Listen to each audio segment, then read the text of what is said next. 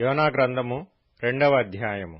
ఆ మత్స్యము కడుపులో నుండి యోనా యెహోవాను ఈలాగున ప్రార్థించెను.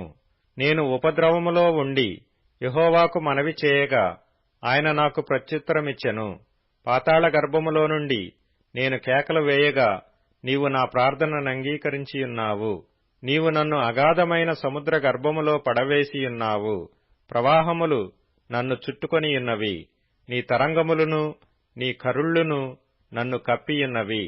నీ సన్నిధిలో నుండి నేను వెలివేయబడినను నీ పరిశుద్ధాలయము తట్టు మరలా చూచెదననుకొంటిని.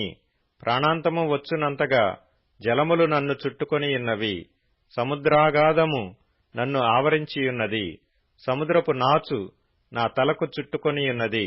నేను మరెన్నటికిని ఎక్కి రాకుండా భూమి గడియలు వేయబడియున్నవి. పర్వతముల పునాదులలోనికి నేను దిగియున్నాను. నా దేవా యెహోవా, నీవు నా ప్రాణము కోపములో నుండి పైకి రప్పించియున్నావు. కోపములో నుండి నా ప్రాణము నాలో మూర్ఛిల్లగా నేను యెహోవాను జ్ఞాపకము చేసుకొంటిని. నీ పరిశుద్ధాలయములోనికి నీ యొద్దకు నా మనవి వచ్చెను. అసత్యమైన వ్యర్థ దేవతలయందు లక్ష్యముంచువారు తమ కృపాధారమును విసర్జింతురు. కృతజ్ఞతాస్తుతులు చెల్లించి నేను నీకు బలులనర్పింతును. నేను మ్రొక్కుకొనిన మ్రొక్కుబళ్లను చెల్లింపక మానను. యెహోవా యొద్దనే రక్షణ దొరుకును అని ప్రార్థించెను.